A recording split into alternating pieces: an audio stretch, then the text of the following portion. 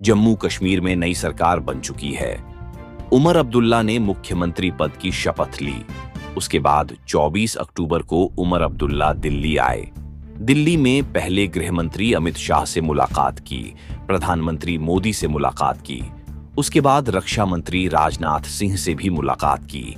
यह हालांकि आधिकारिक मीटिंग थी। एक मुख्यमंत्री जब नया चुनकर आता है तो वह प्रधानमंत्री और गृह मंत्री से मुलाकात करता ही है। लेकिन उमर अब्दुल्ला अपने साथ एक मांग लेकर आए थे जम्मू कश्मीर को पूर्ण राज्य का दर्जा दिलाने की, क्योंकि अपनी कैबिनेट की पहली मीटिंग में उन्होंने प्रस्ताव पास किया और प्रस्ताव को एलजी के एलजी मनोज सिन्हा के पास भेजा। एलजी मनोज सिन्हा ने भी उस पर अपनी मोहर लगा दी और केंद्र सरकार को भेज दिया। मुलाकात कर जब तीनों बड़े नेताओं से मुलाकात कर वापस जम्मू कश्मीर पहुंचे उमर अब्दुल्ला, तो कहते हैं कि उन्हें हाई लेवल का जो प्रॉमिस है वो मिला है। और उनकी बातों से यह साफ झलकता था कि उमर अब्दुल्ला ये कहना चाहते हैं कि जम्मू कश्मीर को जल्द ही पूर्ण राज्य का दर्जा दे दिया जाएगा। लेकिन फिर ऐसा क्या हुआ कि उमर अब्दुल्ला को अधिकारियों को धमकी देने की नौबत आ गई। मतलब जो भी केंद्र शासित प्रदेश होते हैं उनमें एलजी के पास मुख्यमंत्री से कहीं ना कहीं ज्यादा पावर्स होती है, ताकत होती है। आप दिल्ली का उदाहरण ले लीजिए। दिल्ली के मुख्यमंत्री थे जब अरविंद केजरीवाल, उनका टकराव अक्सर एलजी के साथ रहता था और वही टकराव अब उमर अब्दुल्ला का भी एलजी कहे या फिर मनोज सिन्हा के साथ या फिर ब्यूरोक्रेसी के साथ दिखाई देने लगा है। अगर दिल्ली से पूर्ण राज्य के दर्जे का आश्वासन मिला है, उसके बाद उमर अब्दुल्ला ब्यूरोक्रेसी को चेतावनी क्यों दे रहे हैं? उमर अब्दुल्ला का कहना है कि सर्वोच्च अथॉरिटी से भरोसा दिया गया कि जल्दी जम्मू कश्मीर को केंद्र शासित प्रदेश की बजाय पूर्ण राज्य का दर्जा दिया जाएगा। प्रशासनिक सचिवों को उमर अब्दुल्ला ने चेतावनी दी और कहा, अगर कोई यह सोचता है कि हमारा केंद्र शासित प्रदेश होना उन्हें शपथ के विरुद्ध जाने वाले कार्यों के परिणामों से बचाएगा, तो कृपया याद रखें कि यह सुरक्षा कवच अस्थायी है और जल्द ही ये हट जाएगा। मतलब दिल्ली की जो छत्र छाया ब्यूरोक्रेसी के ऊपर है वह जल्द ही हट जाएगी। उन्हें इस बात का पूरा एहसास है कि दुर्भाग्य से इस समय हमारे पास शासन की हाइब्रिड प्रणाली है।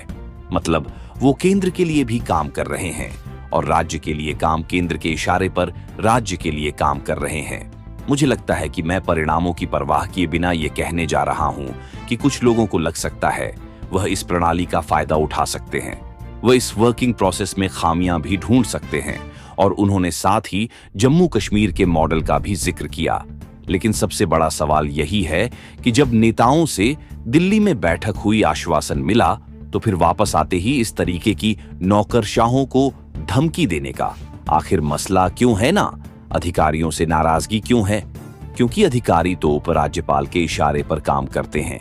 इसीलिए सवाल उठ सकते हैं कि क्या यह उपराज्यपाल और सरकार के बीच का टकराव तो नहीं?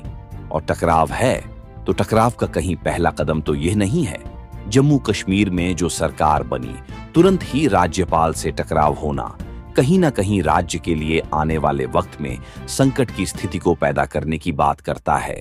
अब यहाँ एक कहानी और समझ लीजिए।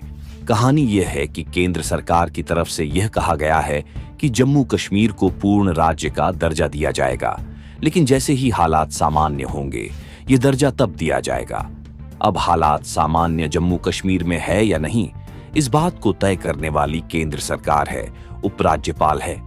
जम्मू कश्मीर के नए नवेले मुख्यमंत्री उमर अब्दुल्ला नहीं है, क्योंकि अभी 2 दिन पहले सेना के वाहन पर हमला किया गया, उसमें सेना के जवान शहीद हो गए। उससे पहले टारगेट किलिंग की गई, 7 बाहरी लोगों को मौत के घाट उतार दिया गया, 3 हमले। जब से उमर अब्दुल्ला मुख्यमंत्री बने हैं जम्मू कश्मीर के 3 हमले हो चुके हैं। उसमें कई नागरिक और कई सेना के जवान शहीद हो चुके हैं। तो क्या ऐसे में केंद्र सरकार कभी भी तुरंत या फिर फौरन आप कहे कि पूर्ण राज्य का दर्जा दे सकती है? ऐसा कहा जा रहा था कि अगर यह स्थितियां सामान्य रहती तो हो सकता था प्रधानमंत्री मोदी दिवाली का गिफ्ट उमर अब्दुल्ला को जम्मू कश्मीर को जरूर दे देते। लेकिन अब जिस तरीके की दोबारा से स्थितियां, आतंकवाद लगातार पनप रहा है, वो स्थितियां कहीं ना कहीं सामान्य नहीं है और फिलहाल की स्थितियां देखकर नहीं लगता कि उमर अब्दुल्ला की जो मुलाकात है वो सफल होने वाली है, क्योंकि टकराव की स्थिति में भी रंग बदलने लगे हैं। यह बात हमने पहले भी कही थी कि अगर जम्मू कश्मीर को पूर्ण राज का दर्जा मिल जाता है, तो तब देखना होगा कि जिस प्रेम भाव से वह आज दिल्ली से मुलाकात कर रहे हैं, उपराज्यपाल मनोज सिन्हा से मुलाकात कर रहे हैं, क्या यही रंग उमर अब्दुल्ला का तब भी रहेगा जब जम्मू कश्मीर को पूर्ण राज्य का दर्जा मिल जाएगा?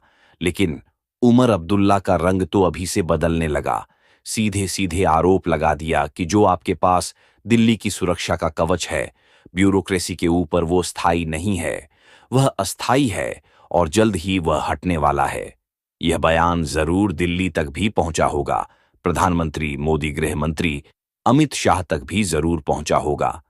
तो अब यह देखना, अब तक हम देख रहे थे कि कब तक पूर्ण राज्य का दर्जा मिलता है, लेकिन आई देखना होगा कि पूर्ण राज्य का दर्जा मिलता भी है या फिर नहीं।